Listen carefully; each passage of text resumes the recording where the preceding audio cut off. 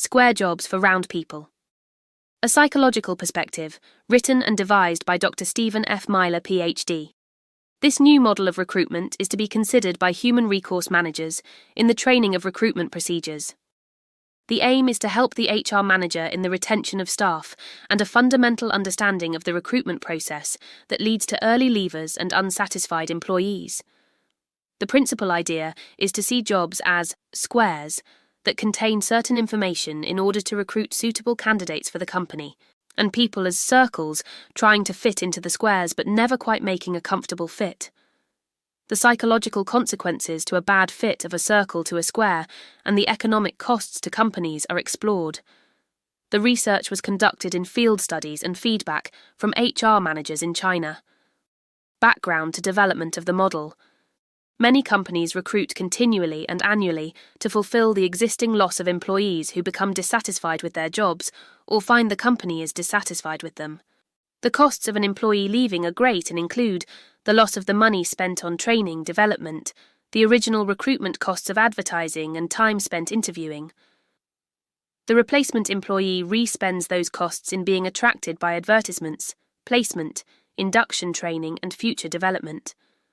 Of course, if this is a continuous process, so the cost constantly rolls forward from loss of staff to re-employment at a considerable economic cost to the company. How are circles recruited into squares? We must first look at the current way in which HR managers draw up a job description and requirement of the candidates sought after. The process is called deselection, in which the HR managers first interview the department head or supervisor for an outline of skills, plus educational requirements and personality traits that the vacancy requires for efficient recruitment of the perfect candidate. Once this task is complete, the HR manager places the advertisement in various media to attract potential candidates. This job vacancy in our model becomes the AUF square. It is at this point deselection takes place. The following sequence shows the way in which potential candidates are deselected as the process of recruitment moves forward. How does deselection happen? 1. We advertise a post. 2. We receive over 100 applications and resumes. 3. We dismiss all those that do not meet minimum requirements, the first deselection. 4. We then assess applications for interview, the second deselection. 5. We then interview and reject obvious personality problems, the third deselection. 6. Finally, we have a shortlist for second interviews, the final deselection. Now we have a new employee, the round person, the one not to be deselected. This process above shows that in the end, it is not the best person for the job often, but in fact the person to survive the deselection process. The last man standing is a way of conceptualizing the position. This person is our circle, the best fit from the deselection process. If we now look at the process of deselection, we can clearly see that the person who gets the job is not always the best person for the job. In fact, the person is simply the person who has survived the deselection process. And so what problems will HR officers encounter? Let's see for ourselves. 1. The person who cannot cope. The circle is too small for the square. 25%. They are overwhelmed by the tasks they are being asked to perform. This person was selected for economic reasons. They were cheap to hire. 2. The person who becomes bored by the job. This is because the person is too large for the square. 130%. They have more skills than the job requires.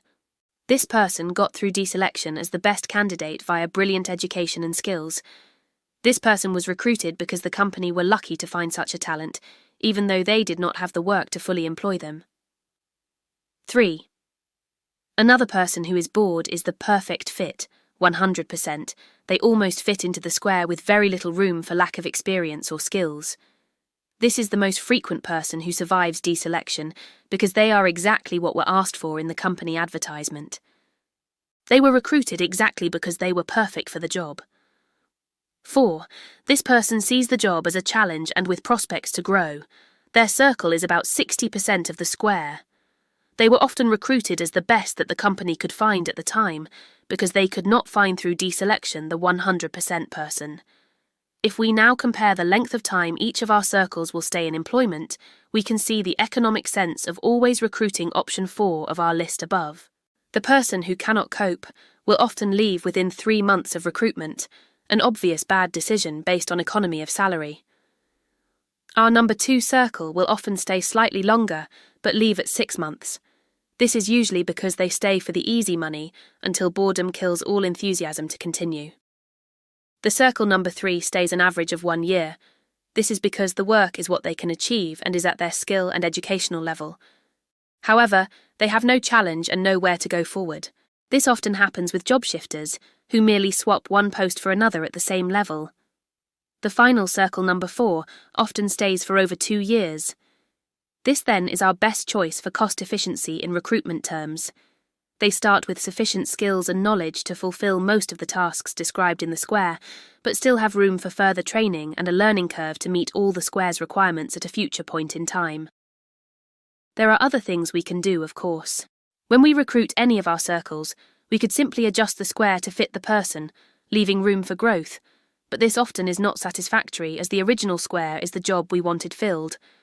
Another error encountered in the thinking process of HR is when looking at candidates being over-impressed with past test performance. If a student often scores 100% with little effort, then even if offered a post would continue to act as they did before and make very little effort in the job. However, the student who constantly scores 80% and has to work extremely hard to achieve this would probably continue to make the same efforts in the workplace. Who would you recruit?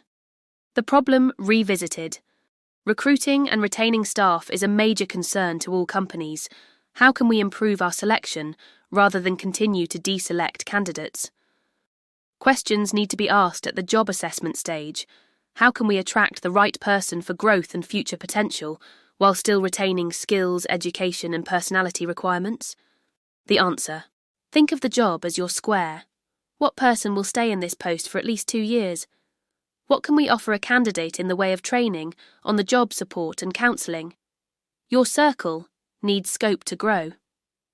Most candidates through deselection come to the job with an aspect of psychological fear from day one as to the requirements they are expected to fulfil.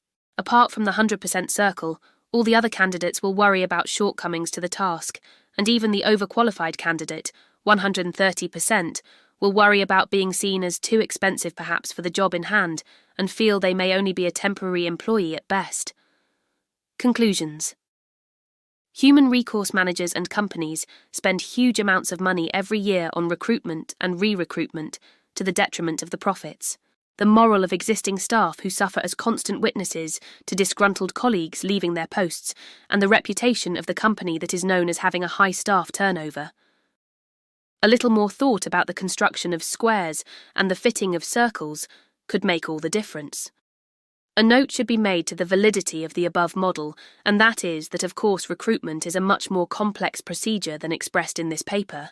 The author recognises that powerful aspects of personality can make an enormous impact on the recruitment process, and that every tool at the HR manager's disposal should be used to identify the right candidate, including psychometrics interviews, references from past employers and skill demonstration if required.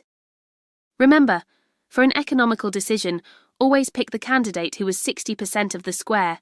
They stay if developed. Thank you for watching this video from the insights of Dr. Stephen F. Myler, PhD. Subscribe and like. See you soon.